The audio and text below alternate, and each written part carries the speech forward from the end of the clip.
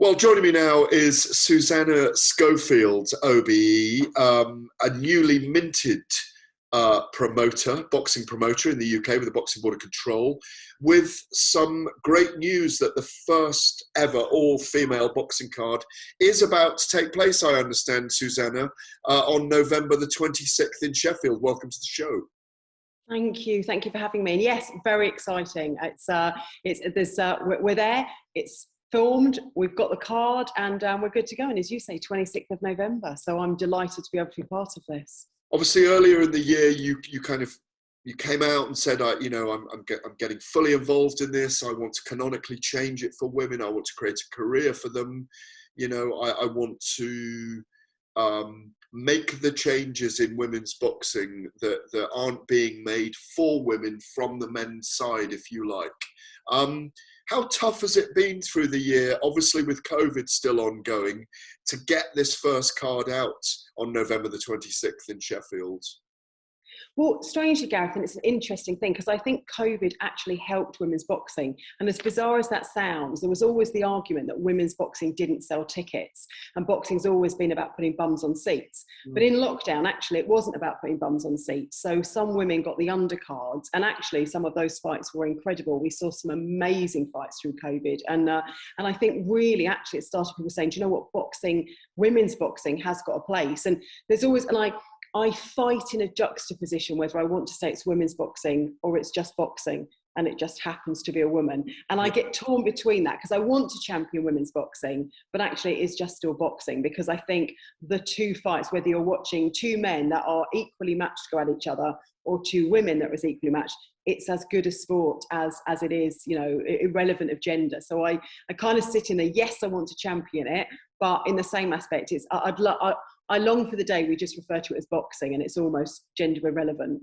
But given that women fight 2-minute rounds, and that there is it's 10 rounds in championship boxing, there are still distinct differences between the men's and the women's side, and annoyingly, women still wear headguards in amateur boxing where men don't now, which is very odd in the Olympics, for example. It's still very odd that.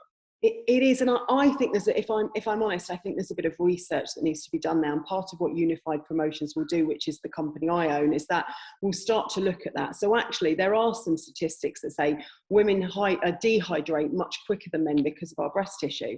So actually, it's important we only do 2-minute rounds because we need to rehydrate. But let's not kind of surmise that. Let's actually get some fact behind it. So part of the stuff we're looking at now is actually testing that and working with the women as we train them up for this fight. We're documenting all of that leading up to the 26th of November and really put some hard facts around it. Is the belt the right height? It's all the silly things. It protects your crown jewels, but actually it's a really bad place for women's ovaries. So now, first Olympics 2012, we're less than a decade into really recognise women's boxing in the UK. Let's get some stats around this. So if they could fight 3 minutes, maybe some choose to, maybe some don't. But actually, if there's medical reasons why it's 2, let's keep it at 2. But that safeguarding element is where I think that's been missing in women's boxing. It's not necessarily just about championing and saying, yes, they're great, they need to be on TV and we need to champion. Actually, how do we really process that through and make sure that there's some safeguarding measures put around it as well?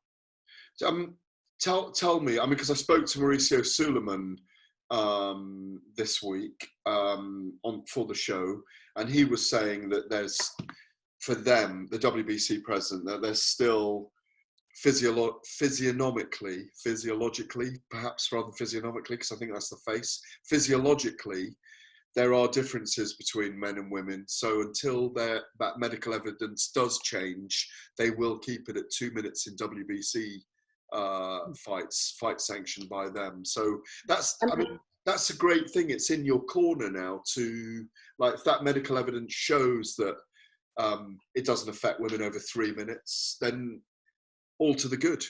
Yeah, the opportunity's there. But I think it's about the safeguarding, isn't it? And I agree. I think until there's the evidence there, we shouldn't respond and react. And I think that's so important.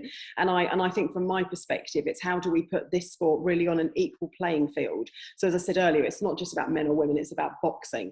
And there's not that narrative that's different. It is just about amazing people with amazing careers.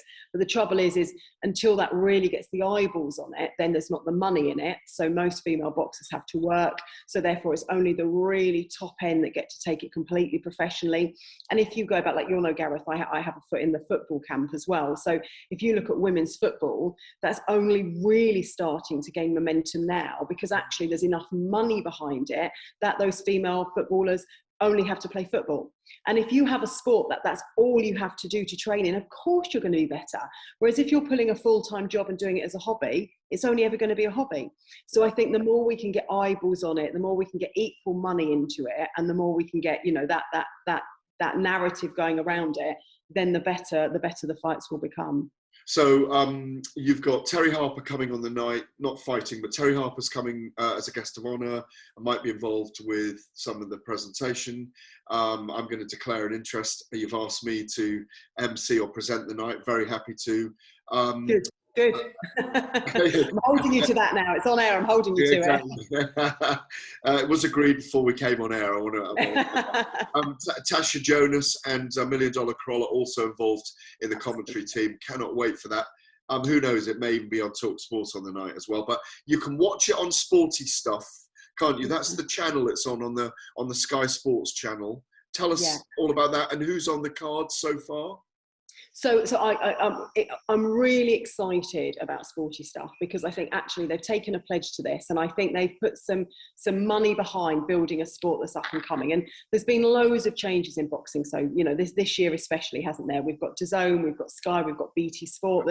There's a myriad, and almost that dissemination of the channels. It's becoming harder to follow boxers. And I think with that disruption comes an opportunity, if I'm honest, to really focus on good fights and to focus on female boxers that are doing so well. So we've got some amazing talent that come up and coming, absolutely incredible. And I'm excited to be able to put a female card together, but I'm also really excited that Sporty Stuff have come on that journey with us. So it's a four fight card deal. So 26th of November, then we'll have another 3 fights afterwards that they've already spec to be part of.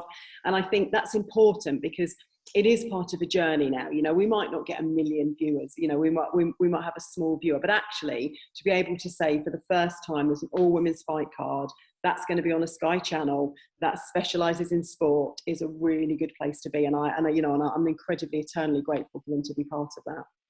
So Christina O'Hara McCafferty, Paige Goodyear, Lauren Parker, and I don't know if I say her name right, Khadija Timera.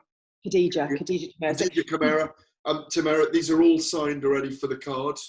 All signed already, so we're just matchmaking them the other side. So these girls are definitely all fighting, and then we're just looking for the right people for them to fight. We've obviously got contracts in negotiation at the moment, but yeah, the one thing that's important to me is that it's a good matchmake.